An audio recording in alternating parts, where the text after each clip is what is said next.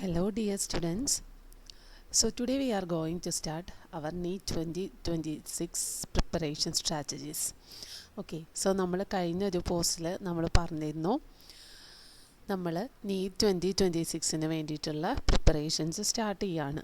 Okay, നമ്മുടെ videos NEET 2026ന് വേണ്ടിയിട്ടുള്ള videos both +1 and +2 topics നമ്മൾ സ്റ്റാർട്ട് ചെയ്യാണ് എന്ന് നമ്മൾ കഴിഞ്ഞ ഒരു കമ്മ്യൂണിറ്റി പോസ്റ്റിൽ നമ്മൾ ഡിസ്കസ് ചെയ്തിരുന്നു. അപ്പോൾ ഇന്ന് നമ്മൾ ജസ്റ്റ് കുറച്ച് കാര്യങ്ങൾ എന്തൊക്കെയാണ് നമ്മൾ ശ്രദ്ധിക്കേണ്ടത് and this is purely based on what happened in NEET 2025. NEET 2025 ബയോളജിയിൽ എന്തൊക്കെ ചേഞ്ചസ്, വലിയ ചേഞ്ചസ് എന്ന് പറയാൻ നമുക്കില്ല, എന്നാലും എന്തൊക്കെയാണ് NEET 2025 ഉണ്ടായത്, അതിനെ ബേസ് ചെയ്ത് നമ്മളെങ്ങനെ നമ്മുടെ പ്രിപ്പറേഷനെ മോഡിഫൈ ചെയ്യണം, അതാണ് നമ്മളിവിടെ മെയിനായിട്ട് ഡിസ്കസ് ചെയ്യാനായിട്ട് പോകുന്നത്. ഓക്കെ, സോ ബയോളജിയുടെ കേസിൽ നമുക്ക് ഏറ്റവും കൂടുതൽ ഓർത്തിരിക്കേണ്ടത് എന്താണ്? NCERT അല്ലേ? ആ ഒരു ടേം തന്നെയാണ് നമുക്ക് ഏറ്റവും important. Both 11 and 12 NCERT textbook, അത് തന്നെയാണ് നിങ്ങളുടെ മെയിൻ ഫോക്കസ് എന്ന് പറയുന്നത്.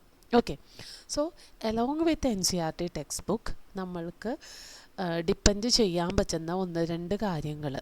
അതിൽ ഒന്നാണ് NCERT ടെക്സ്റ്റ് ബുക്കിനെ ബേസ് ചെയ്ത് ഫുൾ ക്വസ്റ്റ്യൻസ് ഉള്ള 1-2 മെറ്റീരിയൽസ് കൂടി ഞാനിവിടെ പറയാം. അതിൽ ഇമ്പോർട്ടൻ്റ് ആയിട്ടുള്ള ഒരെണ്ണമാണ് അരിഹൻ പബ്ലിക്കേഷൻസിൻ്റെ master the NCERT. So whether you are a school going student or whether you are a repeater, നിങ്ങൾക്ക് ഡിപ്പെൻഡ് ചെയ്യാൻ പറ്റുന്ന ഒരു ബുക്കാണിത് കേട്ടോ, അരിഹൻ പബ്ലിക്കേഷൻസിൻ്റെ മാസ്റ്റർ ദ NCERT. ഇത് +1നും +2നും സെപ്പറേറ്റ് ആയിട്ട് 11, 12 മാസ്റ്റർ ദ NCERT 1 ബയോളജി, അതിൽ നമ്മുടെ +1 ടോപ്പിക്സ് ആയിരിക്കും ഉണ്ടാവുക. മാസ്റ്റർ ദ NCERT 2 ബയോളജിയിൽ നമ്മുടെ +2 ടോപ്പിക്സ് ആയിരിക്കും ഉണ്ടാവുക. സോ ഈ ഒരു ബുക്ക് നിങ്ങൾക്ക് ഡിപ്പെൻഡ് ചെയ്യാൻ പറ്റുന്നതാണ്. അതുപോലെ തന്നെ NCERT at your finger tips, NCERT depend ചെയ്ത് ക്വസ്റ്റ്യൻസ് ഫോം ചെയ്തിട്ടുള്ള ടെക്സ്റ്റ് ബുക്കുകൾ മാക്സിമം, അങ്ങനത്തെ ഗൈഡൊക്കെ മാക്സിമം അത് ഡിപ്പെൻഡ് ചെയ്യാനായിട്ട് ശ്രദ്ധിക്കാം. ഓക്കെ, അപ്പോൾ ഏറ്റവും ഫോക്കസ് കൊടുക്കേണ്ടത് എന്തിലേക്കാണ്? നമ്മുടെ NCERT ടെക്സ്റ്റ് ബുക്ക് തന്നെയാണ് കേട്ടോ. Both 11th and 12th NCERT text ബുക്കാണ് നമ്മൾക്ക് ഫോക്കസ് ചെയ്യേണ്ടത്. ഇനി അപ്പോൾ നമ്മൾ NCERT ടെക്സ്റ്റ് ബുക്ക് വെച്ച് പഠിക്കാൻ തുടങ്ങിയിട്ട് കുറച്ച് നാളുകളായിട്ടുണ്ട്. നിങ്ങൾ whether you are an student, whether you are a student from class 12th, you have been learning NCERT from your 11th onwards, right? So ഇനി നമ്മൾ 11th ഒരു ന്യൂ സ്റ്റുഡൻ്റാണ്. ഓക്കെ, ഇപ്പോൾ നിങ്ങളൊരു റിപ്പീറ്റർ ആണെങ്കിൽ നിങ്ങൾക്ക് ഈ പറയുന്ന പോലെ തന്നെ 2 വർഷമായിട്ട് നിങ്ങൾ ആ ഒരു NCERT ടെക്സ്റ്റ് ബുക്ക് നിങ്ങൾ പഠിച്ചിട്ടുണ്ട്. That is purely for your board exams, right? പക്ഷേ അതുപോലെയല്ല ഇനി നമ്മൾ പഠിക്കേണ്ടത്. So we are discussing how to read NCERT for NEET exam. So here we can say how to read NCERT for NEET 2026. Okay, so എങ്ങനെ വായിക്കണം NCERT text book? അപ്പോൾ നിങ്ങളുടെ കയ്യിൽ NCERT ഉണ്ട്. Okay, so I will show you an example. So this is one of the page of our NCERT textbook for the chapter body fluids and circulation. Okay, നമ്മുടെ 11th ഒരു ചാപ്റ്ററാണ് body fluids and circulation. അപ്പോൾ ഇവിടെ നിന്ന് നിങ്ങളെങ്ങനെ ഈ ഒരു page നിങ്ങൾ NCERT നമ്മൾ NEET ലെവലിന് വേണ്ടി എങ്ങനെ പഠിക്കും, അതാണ് നമ്മൾ പറയാൻ പോണത്. സോ നമ്മൾ ബോർഡ് എക്സാമിന് എങ്ങനെയാണ് പഠിച്ചത്? ബോർഡ് എക്സാമിന് നമ്മൾ ഒരു ടോപ്പിക് എടുത്തു കഴിഞ്ഞാൽ ആ ടോപ്പിക്കിൽ ഇമ്പോർട്ടൻ്റ് ആയിട്ടുള്ള കുറച്ച് പോയിൻറ്റ്സ് ഉണ്ടാവും അല്ലേ? ആ പോയിൻറ്റ്സ് അണ്ടർലൈൻ ചെയ്യുന്നു, ആ പോയിൻറ്റ്സ് പഠിക്കുന്നു. അതാണ് നമ്മൾ അവിടെ ചെയ്തുകൊണ്ടിരുന്നത്. സോ ഇവിടെ നമ്മൾ മെയിൻലി ഫോക്കസ് കൊടുക്കുന്നത് സ്റ്റേറ്റ്മെൻറ്റ്സിനാണ്. ഞാൻ കാണിച്ചു തരാം. ഇപ്പം നിങ്ങൾ ഈ ഒരു പാരഗ്രാഫ് ഇതെടുത്ത് നോക്കുകയാണ്. So you have learned that all living cells have to be provided with nutrients, oxygen and other essential substances. Also the waste or harmful substances produced have to be removed continuously for healthy functioning of tissues. Okay, ഇപ്പോൾ നമ്മൾ board എക്സാമിന് പഠിക്കുമ്പോൾ എങ്ങനെയാണ്? What are the functions of circulatory system? അതിനുള്ളൊരു ആൻസറാണ് ഇത് പറയുന്നത്. So ഇത് തന്നെ നമ്മൾ ആ ഒരു സ്റ്റേറ്റ്മെൻ്റ് ആയിട്ട് ഓർത്തിരിക്കാം. Okay, so living cells have to be provided with nutrients. So what is the purpose of circulation? ഓരോ ലിവിങ് സെൽസിനും എന്ത് വേണം? ന്യൂട്രിയൻസ് വേണം, ഓക്സിജൻ വേണം, അതുപോലെ ബാക്കിയുള്ള സബ്സ്റ്റൻസസ് വേണം. Then waste materials have to be removed continuously for what? For healthy functioning of tissues. Okay, so you have to remember and you have to understand each and every word of NCERT or each and every sentence of NCERT. അതാണ് ഇനി നമ്മൾ നീറ്റിന് പഠിക്കുമ്പോൾ നമ്മൾ കൊടുക്കുന്ന importance.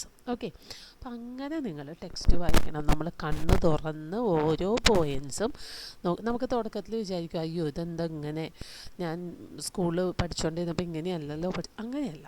നമ്മൾ നീറ്റിന് പഠിക്കുമ്പോൾ text book ഫുള്ളായിട്ട് focus ചെയ്ത് പഠിക്കാം. ഓക്കെ, അപ്പം ഇമ്പോർട്ടൻ്റ് ആയിട്ടുള്ള കാര്യങ്ങൾ, ഇമ്പോർട്ടൻ്റ് ആയിട്ടുള്ള പോയിൻറ്റ്സ് നിങ്ങൾ ഹൈലൈറ്റേഴ്സ് ഉണ്ടാവുമല്ലോ, ഹൈലൈറ്റർ വെച്ച് ഹൈലൈറ്റ് ചെയ്ത് തന്നെ വയ്ക്കുക. ഓക്കെ, ഇനി രണ്ടാമത്തൊരു കാര്യം, ഇപ്പം നമ്മൾ ഒരു പാരഗ്രാഫ് നിങ്ങൾ വായിച്ചു. ഓക്കെ, സോ ഇവിടെ different groups of organisms have evolved different methods for this transport. Simple organisms like sponges and coelenterates circulate water from their surroundings through their body cavities to facilitate the cell to exchange these substances. ഇപ്പോൾ ഇവിടെ sponges, simple organisms ആയിട്ടുള്ള സ്പോഞ്ചസിൻ്റെ കാര്യമാണല്ലേ പറഞ്ഞിട്ടുള്ളത്. അപ്പം നമ്മളൊരു കാര്യം ചെയ്യണം, ഇങ്ങനെ നമ്മൾ പഠിച്ചു പോകുന്ന ടൈമിൽ നമ്മുടെ NCERT ടെക്സ്റ്റ് ബുക്കിൻ്റെ സൈഡിൽ തന്നെ നിങ്ങൾക്ക് ഇഷ്ടമുള്ളൊരു കളർ ഏതോ ആവാം കേട്ടോ, നിങ്ങൾക്ക് ഇഷ്ടമുള്ള, നമ്മുടെ സ്വന്തം ടെക്സ്റ്റ് ബുക്കാണല്ലോ, ഇഷ്ടമുള്ളൊരു കളറിൽ അവിടെ ഒരു ക്വസ്റ്റ്യൻ നിങ്ങൾ ഫോം ചെയ്യാം. ഓക്കെ, ഇപ്പോൾ ഇതിൽ നിന്ന് നിങ്ങൾക്കൊരു അസേർഷൻ റീസൺ ക്വസ്റ്റ്യൻ വേണമെങ്കിൽ ഉണ്ടാക്കിയെടുക്കാം. അതാണല്ലോ ഇപ്പോഴത്തെ trend, assertion reason statement questions, ഇതൊക്കെയാണ് ഇപ്പോഴത്തെ ട്രെൻഡ്. അപ്പോൾ നോക്കുക, ഇവിടെ ഒരു അസേർഷൻ റീസൺ ആണ്. Different groups of organisms have evolve different methods for this transport. Assertion കൊടുക്കാം. Reason, simple organisms have mechanisms like circulation of water from their surroundings through body cavities that facilitate exchange of substances. Reason ആണ്.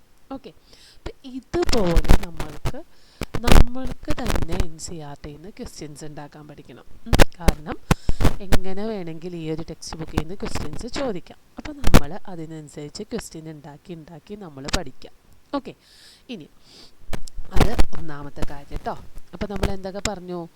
നമ്മൾ first ഇപ്പോൾ നമ്മൾ ആദ്യമായിട്ട് ഇവിടെ പറഞ്ഞൊരു പോയിൻ്റാണ്, NCERT വായിക്കുന്ന കാര്യമൊക്കെ നിങ്ങൾ പഠിച്ചു, എങ്ങനെയാണ് NCERT വായിക്കേണ്ടത് എന്ന് നമ്മൾ പറഞ്ഞു അല്ലേ. Then first thing, frame questions. So you have to frame your own questions. ഓരോ സെൻറ്റൻസ് വായിക്കുമ്പോഴും നമ്മൾക്ക് തോന്നും ഇന്നത് okay, this may be important. So അങ്ങനെ നമ്മൾ ക്വസ്റ്റ്യൻസ് ഫ്രെയിം ചെയ്യാനായിട്ട് പഠിക്കാം. Okay, first thing. ഇനി രണ്ടാമത്തെ കാര്യത്തിലേക്ക് ഞാൻ വരാം. അപ്പോൾ അതാ ഇങ്ങോട്ട് വന്നു. So blood is a special connective tissue consisting of a fluid matrix, plasma and formed elements. Like that. ഇവിടെ ബ്ലഡിനെ കുറിച്ച് പറഞ്ഞിട്ടുണ്ട്. So blood is a connective tissue consisting of fluid matrix, plasma and formed elements. അപ്പം നമ്മൾ എനിക്ക് തോന്നുന്നു നമ്മളിൽ ഒരുപാട് പേര് വിഷ്വൽ ലേണേഴ്സാണ്. So what mean by visual learners? നമ്മൾക്ക് കണ്ടാണ് കുറച്ചും കൂടി പഠിക്കാൻ പറ്റുക അല്ലേ. അതാണ് നമ്മുടെ ആ ഒരു, നമ്മളിപ്പോൾ സ്മാർട്ട് ബോർഡ്സ് യൂസ് ചെയ്യുമ്പോഴാണെങ്കിലും പവർ പോയിൻറ്റ്സ് യൂസ് ചെയ്യുമ്പോഴാണെങ്കിലൊക്കെ നിങ്ങൾ അത് കണ്ട് പഠിക്കുമ്പോൾ നിങ്ങൾക്ക് കുറച്ചുകൂടി നമ്മുടെ മനസ്സിൽ പതിയുന്നുണ്ട് ആഴത്തിൽ. അങ്ങനെയുള്ളവർക്കും ഒക്കെ എളുപ്പത്തിൽ ചെയ്യാൻ പറ്റിയൊരു കാര്യമാണ് നമ്മൾ ഫ്ലോ ചാർട്ട്സ് ക്രിയേറ്റ് ചെയ്യുക. Okay, flow chart. അപ്പോൾ നോക്കുക, ഈ പറഞ്ഞൊരു പോയിൻ്റ്. അപ്പോൾ അതാ blood. Okay, so blood is a special connective tissue consisting of എന്തൊക്കെയുണ്ട് ബ്ലഡിൽ? മെട്രിക്സ് ഉണ്ട്. Okay, fluid matrix. And what is the name of that matrix? Plasma. Okay, fluid matrix ഉണ്ട്, ആ മെട്രിക്സിൻ്റെ പേരാണ് പ്ലാസ്മ. രണ്ടാമതായിട്ട് അവിടെ ആരുണ്ട്? ഫോംഡ് എലമെൻറ്റ്സ് ഉണ്ട്. ഇനി നമുക്ക് ഇവിടെ വീണ്ടും എഴുതാം. പ്ലാസ്മയിൽ എന്തൊക്കെയുണ്ടെന്ന് നമുക്ക് ഇവിടെ എഴുതാം. ഫോംഡ് എലമെൻറ്റ്സിൽ നമ്മൾ 3 ഡിവിഷൻസ് പഠിച്ചിട്ടുണ്ടല്ലോ, RBC, WBC, പ്ലേറ്റ്ലെറ്റ്സ്. അപ്പം നമ്മൾക്ക് തന്നെ നമ്മുടേതായ ഒരു രീതിയിൽ ഒരു ഫ്ലോ ചാർട്ട് ഉണ്ടാക്കണം. അവിടെ ഇവിടെ നമ്മുടെ ബുക്കിൽ തന്നിട്ടുണ്ട്, plasma constitute of around 55% of blood. അല്ലേ? ഈ ഒരു പാർട്ട് നോക്കുക. 55% of blood, 90 to 92% of plasma is water, and proteins contribute about 6 to 8%. Fibrinogen, globulin, albumin are the major proteins. അപ്പോൾ അത് നമുക്ക് ഇവിടെ താഴേക്ക് എഴുതാം. ഇപ്പം ഞാൻ കാണിച്ചു തരാം. ഇപ്പം നമ്മൾ ഈ പറഞ്ഞ ഒരു കാര്യം നമുക്ക് എങ്ങനെ എഴുതാമെന്ന് ഞാനൊന്ന് കാണിച്ചു തരാം. Okay, so here blood consists of two different parts. First one is plasma and second one formed elements. So plasma is the fluid matrix. Then which all things are included in plasma? Plasma forms 55% of total blood. Then it has 90 to 92% water and 6 to 8% plasma proteins. Then which are the three plasma proteins? Albumin, globulin and fibrinogen. Okay, ഇനി അടുത്ത point പഠിച്ചിട്ടുള്ള കുട്ടിയാണെങ്കിൽ അറിയാം, ആൽബമിൻ്റെ function osmotic balance കൊടുക്കുക അല്ലേ? ബോഡിയിലെ water salt balance, osmotic balance കൊടുക്കുന്ന ആളാണ് albumin. Globulin എന്താണ്? ഡിഫെൻസ്, ഇമ്മ്യൂണിറ്റി പ്രൊവൈഡ് ചെയ്യുന്ന ആളാണ്. And fibrinogen is involve in the clotting of blood. Okay, അപ്പോൾ ഇപ്പം നമ്മൾ പറഞ്ഞ കാര്യങ്ങൾ നമ്മൾ ഈ ഒരു ഫ്ലോ ചാർട്ടിൽ ഇൻക്ലൂഡ് ചെയ്തിട്ടുണ്ട്. ഇങ്ങനെ ഒരു ഫ്ലോ ചാർട്ട് ആക്കിയാൽ നിങ്ങൾക്ക് ഓർത്തിരിക്കാൻ ഒരുപാട് എളുപ്പമായിരിക്കും. ഓക്കെ, നമ്മൾ നിങ്ങൾക്കെല്ലാം നിങ്ങളുടേതായ രീതിയിൽ പറ്റും. അങ്ങനെ ആ ഒരു ടൈമിലേക്ക് നമുക്ക് ബയോളജി ഈസിയാണ്. അപ്പോൾ കുറേ കുട്ടികൾക്ക് ബയോളജി എളുപ്പമുള്ളവരുണ്ട്, പക്ഷെ ബയോളജി ടഫുള്ളവരുണ്ട് അല്ലേ? ടഫുള്ളവർക്ക് വേണ്ടിയിട്ടാണ് ഞാൻ പറയാം നമുക്ക് എങ്ങനെ ഇതിനെ സിംപ്ലിഫൈ ചെയ്യാം. ഇപ്പോൾ വലിയൊരു സാധനമാണെങ്കിലും നമ്മൾക്കത് സ്റ്റെപ്പ് ബൈ സ്റ്റെപ്പായി അതൊരു ഫ്ലോ ചാർട്ടായി അങ്ങനെയൊക്കെ നമ്മൾ പഠിച്ചു കഴിഞ്ഞാൽ നമ്മൾക്കത് കുറച്ചുകൂടി ഈസി ആയിട്ട് ഓർത്തിരിക്കാനായിട്ട് പറ്റും. ഓക്കെ, ഇനി രണ്ടാമത് ഞാൻ പറയുന്ന, അപ്പോൾ നമ്മൾ രണ്ടാമത് എന്താ പറഞ്ഞത്? Flow chart. ദെൻ തേർഡ് പോയിൻ്റായിട്ട് ഞാൻ പറയുന്ന ഒരു കാര്യമാണ്, പറ്റുന്ന കാര്യങ്ങളെല്ലാം ഒരു ഡയഗ്രാം വരച്ച് പഠിക്കുക. നമുക്ക് NCERT-യിൽ നമുക്ക് പഠിക്കാൻ ഒരുപാട് ഡയഗ്രാംസ് ഉണ്ട് അല്ലേ? അതൊക്കെ പഠിക്കണം. ഈ ഫ്ലോ ചാർട്ട് ഉണ്ടാക്കുന്ന പോലെ തന്നെ ചില കാര്യങ്ങൾ, ഇപ്പോൾ ഒരു ഓർഗാനിസത്തിൻ്റെ സ്ട്രക്ചർ ആവാം, ചില കാര്യങ്ങൾ ഈവൻ NCERT-യിൽ ആ ഡയഗ്രാം ഇല്ലയെന്ന് വിചാരിച്ചോ, നമ്മൾ നമ്മുടേതായ രീതിയിലൊരു ഡയഗ്രാം ഉണ്ടാക്കി അത് പ്രോപ്പറായിട്ട് ലേബൽ ചെയ്താൽ നമ്മൾക്ക് ആ കൺസെപ്റ്റ് ക്ലിയർ ആവും. ഓക്കെ, അപ്പോൾ ഡയഗ്രാംസ് ഇനി നിങ്ങൾ പഠിക്കുന്ന സമയത്തൊക്കെ തന്നെ നമ്മുടെ NCERT-യിലെ ഡയഗ്രാംസ് കാണും. അതൊന്ന് ഇപ്പം നീറ്റിന് എന്നോട് ഡയഗ്രാം വരയ്ക്കാൻ ചോദിക്കില്ലല്ലോ, ശരിയാണ്, ഡയഗ്രാം വരയ്ക്കാൻ നമുക്കില്ല. പക്ഷേ അത് കറക്റ്റായിട്ട് ലേബൽ ചെയ്യാനും ആ ഒരു കൺസെപ്റ്റ് മനസ്സിലാവാനും നമ്മൾ എന്ത് ചെയ്യണം? വലിയ ഭംഗിയിലൊന്നും അല്ലെങ്കിലും നിങ്ങൾ റെക്കോർഡിൽ വരയ്ക്കുന്ന പോലെയൊന്നും വരയ്ക്കേണ്ട, ഒരുവിധം വൃത്തിക്ക് നമ്മളൊരു ഡയഗ്രാം വരച്ച് ആ ഡയഗ്രത്തിലെ പാർട്സ് ലേബൽ ചെയ്യാനായിട്ട് അറിഞ്ഞിരിക്കണം. ഓക്കെ, ഇനി അടുത്തൊരു കാര്യം എനിക്ക് പറയാനുള്ളത് ഫുൾ ഫോംസിൻ്റെ കാര്യമാണ്. നമ്മുടെ അബ്രീവിയേറ്റഡ് സംഭവങ്ങൾ കുറേ ഉണ്ടല്ലോ നമ്മുടെ ബുക്കിൽ, എസ്പെഷ്യലി നമ്മുടെ ക്ലാസ് 12 റീപ്രൊഡക്റ്റീവ് ഹെൽത്തിൻ്റെ ചാപ്റ്ററിൽ, അതുപോലെ ലിവിങ് വേൾഡിൽ, ബയോഡൈവേഴ്സിറ്റിയിലൊക്കെ നമ്മൾ കുറേ പേരുകൾ പറയുന്നുണ്ടല്ലേ. IUCN ഉണ്ട്, അതുപോലെ തന്നെ അസിസ്റ്റഡ് റീപ്രൊഡക്റ്റീവ് ടെക്നോളജീസ് ഉണ്ട്, ഗിഫ്റ്റ് ഉണ്ട്, സ്വിഫ്റ്റ്, ഇതുപോലെ കുറേ ടേംസ് നമ്മൾ ഷോർട്ട് ഫോംസ് പറയുന്നുണ്ട്. അപ്പം ഇതിൻ്റെയൊക്കെ ഫുൾ ഫോംസ് നിങ്ങൾ ഓരോ ചാപ്റ്ററും പഠിക്കുമ്പോൾ അത് സെപ്പറേറ്റ് ചെയ്ത് ഒന്ന് എഴുതി വയ്ക്കുക. ഇപ്പം നിങ്ങൾക്കൊരു നോട്ട്ബുക്ക് ഉണ്ടാവുമല്ലോ, അതിൻ്റെ ബാക്ക് സൈഡിലാവാം എവിടെയെങ്കിലും ഇത് മാത്രം ഈ ഫുൾ ഫോംസ് ഓരോ ചാപ്റ്റർ എഴുതാം. ഇപ്പോൾ ചാപ്റ്റർ റീപ്രൊഡക്റ്റീവ് ഹെൽത്ത്.